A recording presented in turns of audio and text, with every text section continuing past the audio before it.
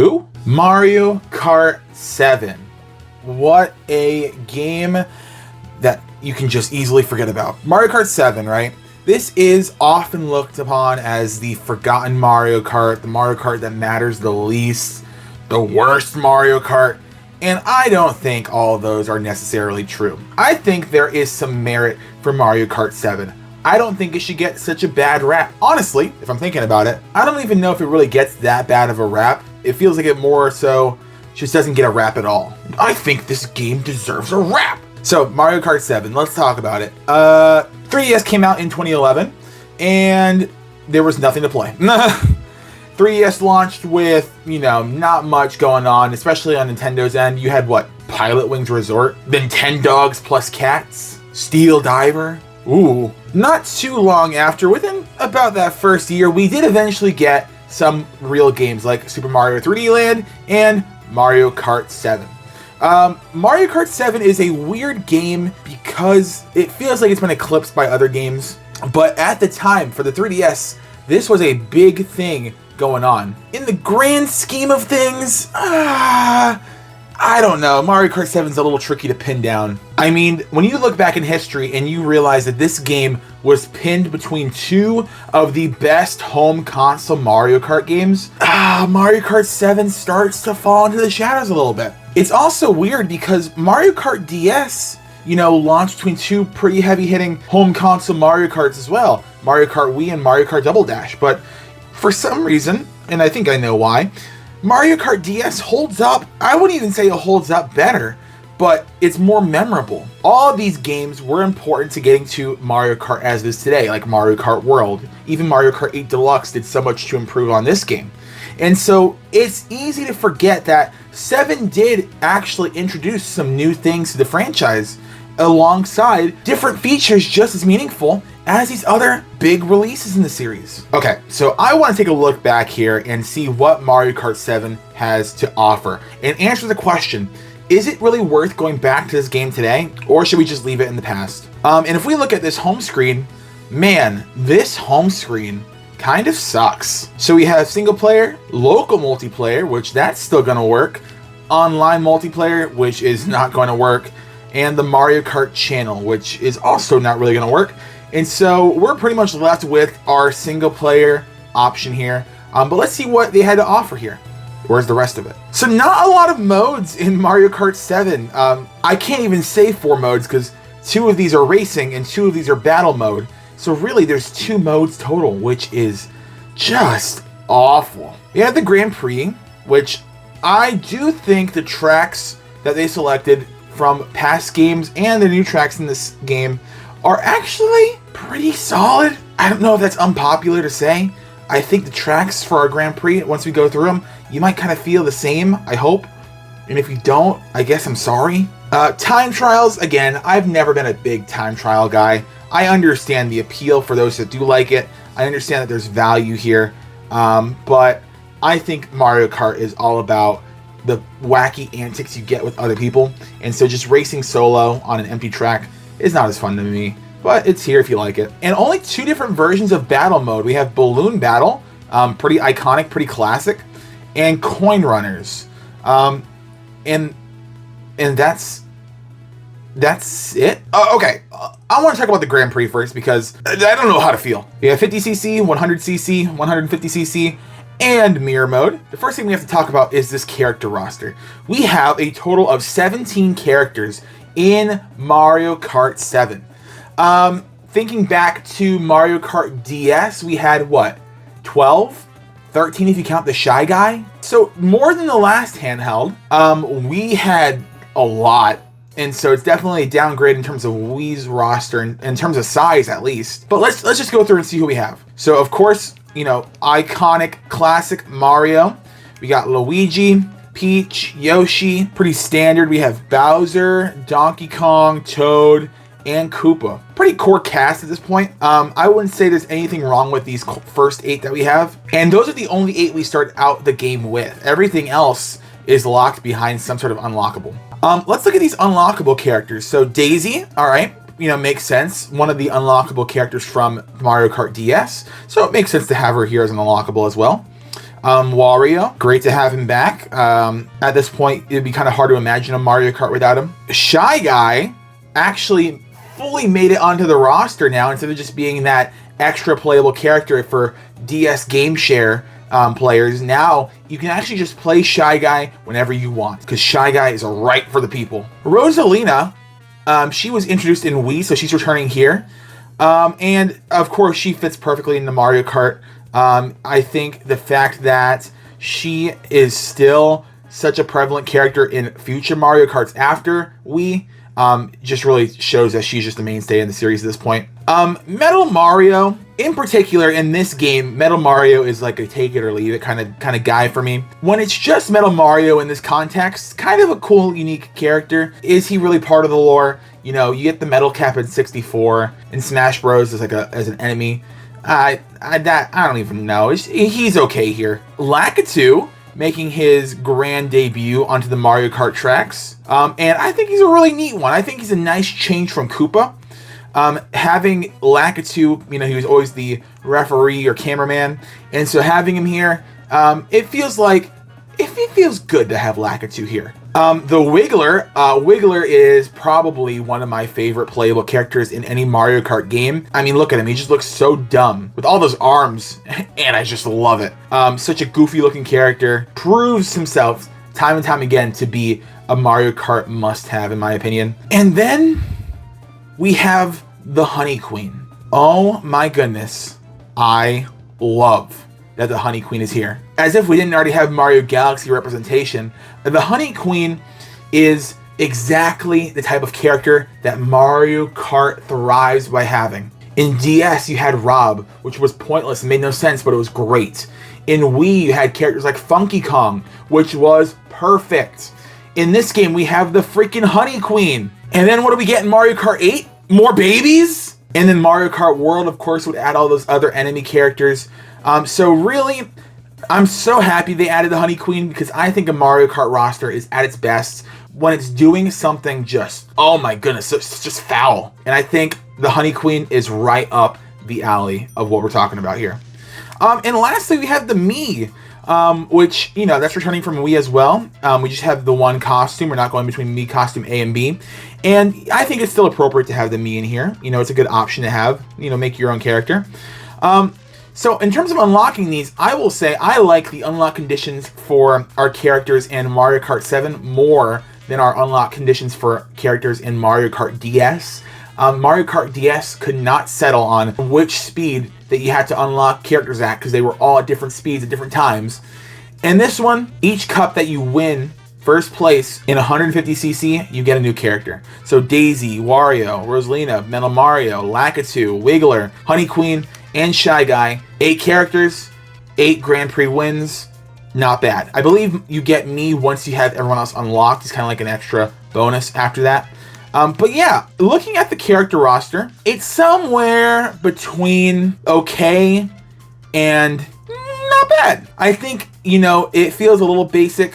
And at this point, I think so many characters have become Mario Kart mainstays. When your roster is only 17 people and maybe 10 to 12 of them already feel like necessities, it feels like you're kind of losing out on some of that variety. When you get past those core people that kind of have to be in Mario Kart, you do get some interesting choices like the Honey Queen, like the Wiggler, heck, even Lakitu.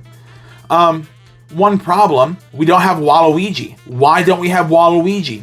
He was an unlockable character in DS. You can race as him in Wii, and they just get rid of him, which is crazy, because I love Waluigi. It's truly whatever. So this is one of the first things that was really a new addition into the Mario Kart franchise through Mario Kart 7. We have kart customization. At the time, I'm sure this was really cool to a lot of people, especially little kids that felt powerful doing this. I'm going to be honest, I do prefer having unique kart designs that really stand apart from each other, like in other Mario Kart games, like Mario Kart DS. That was actually a part I really liked about Mario Kart DS, is there were some really dumb karts in that game, like a construction equipment, and I loved it. I think Mario Kart World, when it went back to that style of karts instead of the customizable karts from 7 and 8, I think that was a good choice to make. But still, it's a novel concept. And there are some neat ones like the boat. You have like Bowser Jr.'s little clown car. You have a train. And so there are some neat ones. The wheels are just wheels, and the gliders too. It's a cool enough idea, but I'm happy that it's not a mainstay. And I think it actually gives it more value in the games like 7 and 8 when it's not in every game. And so, in hindsight, cool that we have it, but I could take it or leave it. And honestly, at this point, most of the time, I think. In terms of some other unlockables, I know I only briefly touched on the cart parts. There's, I think it's like 24 different unlockable cart parts. You have to unlock them by collecting coins in races. Remember, you can only collect 10 coins per race, and so each Grand Prix is only 40 coins. I think to get everything, you have to have 5,000 coins, so that takes forever. Who cares? There are golden cart items, which is really cool. They are like really difficult to get, especially nowadays. I think one of them you have to interact with 100 people over Street Pass, which that's not going to happen. I don't even remember what the requirements of the other two were, but they're all just kind of obtuse. An alternative unlock requirement of just even more coins. I believe it's like 10,000 coins for the first part, then 15,000, then 20,000. Cool that it's there, and it's not really that great. I don't think it's really worth the amount of time you have to put into it. Okay, I promised tracks, and we are here with tracks. Going through, we have 8 cups, 4 Nitro cups, 4 Retro cups, just like Wii, just like DS. And I'm going to say it, I'm about to prove to you why I think this. Mario Kart 7's track lineup is pretty decent overall. Looking at the beginning, we have Mushroom Cup, arguably the best version of Toad Circuit, because the version in Mario Kart 8 Deluxe does not look very good. So we have Toad's Course at its best. It's just a generic circuit track. Daisy Hills, this is like our introduction to the gliding mechanic. I think visually it looks nice. Cheap Cheap Lagoon, this is one of our test drives for the water mechanic. Again, pretty basic, but it gets the job done when you're introducing that water mechanic. Driving underwater. Has some nice glider portions as well. And by some, I mean mainly this one right here. Not a bad track, a little basic. And then Shy Guy Bazaar is honestly a really neat track. I think getting this track back in Mario Kart World did a lot for this track and a couple other tracks in particular, because seeing how that track could be changed into that open world setting really shows how much this track really had to offer as well at the beginning, because this is like honestly a really good way to end out that Mushroom Cup, in my opinion. It has this Arabian Nights sort of feeling. It's kind of like, you know, it's a bazaar, so it's all these different shops going around. Really nice track overall. So for our Mushroom Cup, not bad at all. The Fire Flower Cup, this one's got some neat ones in it. Woohoo Loop, they gave us Woohoo Island, and this is still exclusive to this game. So if you want to play on a Woohoo Loop, you have to go to your 3DS and play it on here. And honestly, the course is fine. It's good. It's a 3-section track, one of the first. But really, it's just cool to have a non-Mario course in Mario Kart. And I believe this would be one of the first ones, if not the first one, alongside the other one we have in this game, which is really cool. Mario Circuit's pretty basic. You know what? It's not pretty basic. It is basic, but there's some neat things here, like the cherry blossoms going through. You get to drive in the castle. Both of those things are really neat. Music Park, really one of 3DS's best tracks. Such a nice theming to it. It just looks stellar. It uses the trick system really well. Aesthetically, just very pleasing. It's a nighttime course. Honestly, one of the best tracks in the game right here. Came back in Mario Kart 8. It was, I'm sure, an easy pick from the developers to bring this one back because it is a really good course. And then there's Rock Mountain, which is not a really good course. It's a fine course. I don't hate Rock Mountain. I will say I kind of like the gliding portion with all these pipes more than I would care to admit. And I actually do think it's cool you have the driving uphill section where you go to another glider at the beginning. So that's cool. I think some of the theming is just a little basic and could have used a little bit more. But honestly, as a track, I don't think it's bad. I would have maybe put Music Park as our last track. But Rock Mountain gets the job done just fine. The Star Cup, Piranha Plant Slide. I'm not crazy about this course. I really get sick of having to dodge these piranha plants, and then having this dumb glider section right before the end of each lap where there is running water that can push you down and make you miss the other platform. I don't like it, really. I'm not digging it. So it's whatever. I could pass on this course. Wario Shipyard, a really neat themed course. I think this is one of those courses that I really like now because they brought it back for Mario Kart World and changed it, because in Mario Kart World you're not driving underwater anymore. And so having this as like the definitive underwater track for some, I think it really helps it out now. So I really do appreciate that. Neo Bowser City, it's a futuristic city. Feels like they could have gone farther with the futuristic city kind of concept. It's fine. And then Mako Woohoo. We didn't just get one Woohoo Island course, we got two. I think this one's better. I don't even know if they're how different they truly are. I just think it's nicer at sunset, and that ending gliding portion is kind of just cathartic to do. But yeah, we got two different Woohoo Island courses, which, again, only playable on 3DS. I'm not complaining. They probably took these straight out of Pilot Wings Resort and brought it over to this game. I wouldn't be surprised. Lastly, the Special Cup. DK Jungle. Something that's really neat about this is the fact that Retro Studios actually did work on this track. Retro is the company behind the modern Donkey Kong Country games, so Donkey Kong Country Returns and Donkey Kong Country Tropical Freeze. Having them make this really Donkey Kong themed course, they were the right choice for that. I think it was because they were kind of crunched for time a little bit, and so they needed to pull in some extra resources, and so they got Retro, but it was worth it. They made a really good track. Rosalina's Ice World sucks. This is arguably one of the worst tracks in this game. It's just generic. It has nothing to do with Rosalina. It's just ice. It's just ice. Bowser's Castle, I don't think this is my favorite Bowser's Castle. I've heard people complain about the underwater sections, like part of the castle is literally flooded, which is kind of dumb. I don't know. I think that the track layout of Bowser's Castle just leaves a lot to be desired for me. I think about other Bowser's Castles, like the one from Mario Kart Wii, and I just think there are better ones. Even the SNES ones are more memorable. I don't know. But then we get one of the best courses to ever grace Mario Kart.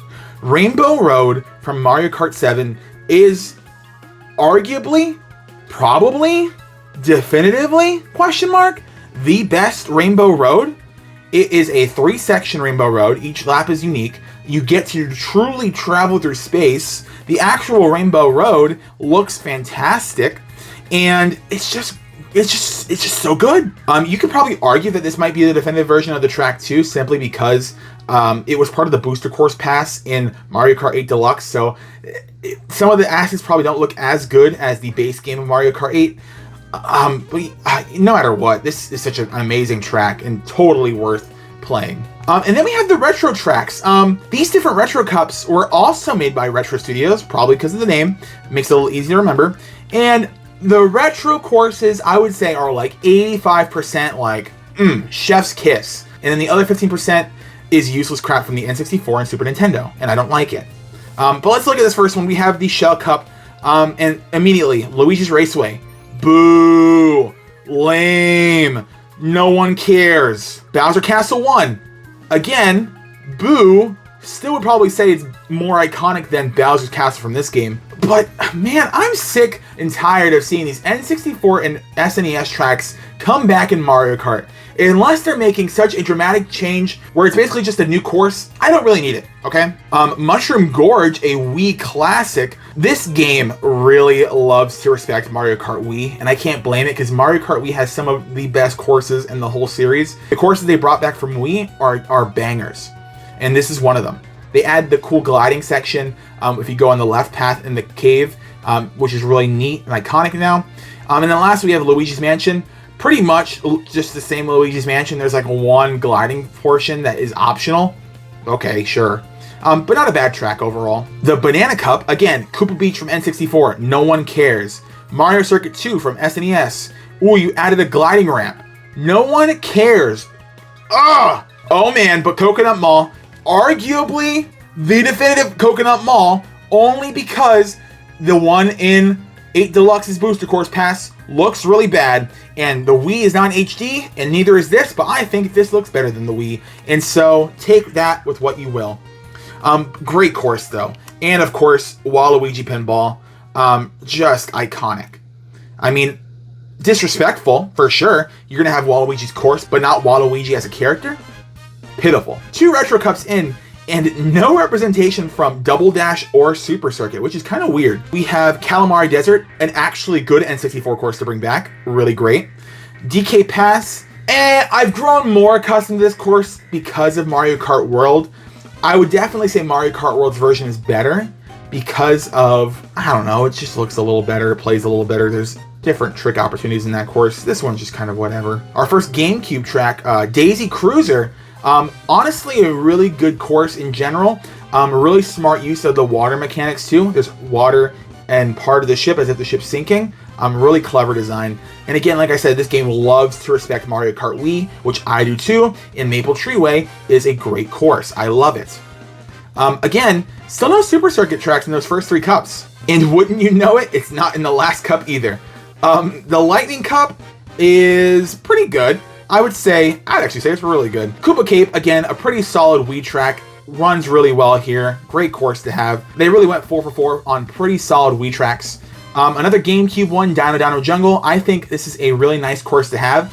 I think, again, kind of like Wario Shipyard, I think it's really nice to have this track now on the 3DS because they brought this track back for Mario Kart World and made some changes to it. And so I would say this is like the definitive regular Dino Dino Jungle because I would say there's enough changes to the new one that they're kind of different. And so I really like that this is here. Another DS banger, Airship Fortress, pretty much maintained in every version, and it's really good here. No notes, just really fun course, really nice design. And lastly, SNES Rainbow Road. This is, I believe, the first time we have a retro track version of Rainbow Road, in this case, the SNES, which is really cool. Is this a definitive version of SNES Rainbow Road? No, because the one in Mario Kart 8 is better, but it's still cool that they actually started doing this. So props to that. It feels a little different compared to the one on Mario Kart 8 Deluxe, which is weird because it's an SNES track. But it's not bad. It's not a bad one. So tracks really good overall, honestly. I think there are some really standout new tracks like the ones based off of Woohoo Island, like Music Park, like Wario Shipyard, and Rainbow Road, of course. Just iconic. Retro track's pretty good. Really weird that there's not a single piece of representation from Super Circuit, especially because Super Circuit has some really cool themes. But maybe I don't even know why, because even if you made it like it was an SNES course, I would rather have that than Mario Circuit 2. But yeah, overall, pretty solid course lineup. Can't really complain, except for these N64 and SNES tracks. But not even all of them, but some of them. Battle mode is it's pretty forgettable in this game. Only having Balloon Battle and Coin Runners, not really doing it for me. Both of them have 2-minute time limits. I know a lot of people would not like that. I know it's probably important to have time limits for online Mario Kart because you don't want it to take forever. In terms of the courses, we have 3 retro courses and then 3 brand new ones. The retro ones, this is where we get our GBA representation, is from Battle Course 1. Oh, not gonna lie, I'm happy we have some GBA representation. But again, I think it was a missed opportunity to instead have some GBA retro tracks in the actual Grand Prix. But it is what it is. It's a fine battle course. It's fine. Big Donut N64. Iconic for sure. Probably better than Battle Course 1. Actually, I don't know. I kind of think I like Battle Course 1 more than Big Donut. I feel like Big Donut's just kind of whatever. I end up just kind of gliding back and forth because I feel like doing that. It's whatever. And then DS Palm Shore. Kind of funny that this is brought into the game that has underwater driving, because I did point out that in Mario Kart DS, that technically introduced underwater driving because you can drive through the water in Palm Shore. So kind of a fitting inclusion here. And then we get these 3 new ones, which is a mixed bag. Honeybee Hive. Again, I'm happy with the Honey Queen representation. I think it was needed because it's just dumb. It's a fine race course. It's kind of similar to the Mansion one from Mario Kart DS, where it's just interconnected rooms. It's just bee themed now. Okay. Sherbet Rink kind of sucks. Imagine ice physics, plus these big obstacles that bounce you around, plus piles of snow that you drive slower through, and that's sherbet rank. That's not good. You don't put more obstacles to make it better. You use obstacles wisely to make it better, and this was not wise. And lastly, for the third time in this game, we have something based on Woohoo Island. We have Woohoo Town. This is a really good battle course, and I think it just gets better when it returns in Mario Kart 8 Deluxe. But having it here still, nighttime Woohoo Island, we get each time of day, really fun one. I think this is easily the best battle course in here. But yeah, the battle mode, it's just kind of forgettable, man. I don't know. I want to talk about the items in Mario Kart 7. The back of the box makes this really nice and visual for us. We get to see all the items that have returned in the game, plus the new items. First, I want to talk about these new items in a little bit. But looking at these returning items, you know, we have the banana, we have, you know, the different types of shells, bob-ombs, you know, the mushrooms, bullet bills, blooper, the lightning bolt, and the star, right? Pretty standard, pretty generic. These are classic Mario Kart items at this point. So, you know, we're not missing anything really from past games that are like super meaningful. You know, you could argue that the feather's not here. I don't think that's a meaningful power-up to be missing. Because when that came back in Mario Kart 8 Deluxe, no one cared. But I want to talk about these new items. Okay, the Fire Flower is kind of a staple now, ever since this game. I don't think it's the best item to use in Mario Kart. I think it's okay. I think it is a different enough item from these other ones that it warrants an inclusion. Also, it being just an iconic power-up from the Mario franchise. I think it earned a spot just from that. But I think this one out of these three makes the most sense. I think the Fire Flower, it's good enough to be in here. What's not good enough to be here is a Tanuki Leaf. This thing sucks. It feels so bad to get the Tanuki Leaf. You end up just getting a tail and you just spam the button to swing at whatever's around you. It benefits you occasionally, but it's just so situational, and it just feels bad most of the time when you get it. And then Lucky 7, this was a gimmick that they started doing with these games. Lucky 7, if you're really just down bad in a race, they just give you 7 items that you just end up spamming because, you know, they're floating around you. People, I believe, can take them from you, and so you just end up using them all, and it doesn't really do much. They would iterate this in Mario Kart 8, making it 8 items, but it started here with 7, and even with 7, it wasn't good. Item lineup is pretty standard, nothing really special to talk about. It's not like games like Double Dash that had all those unique items, or even Mario Kart World that introduced a lot of weird items, and so it is what it is.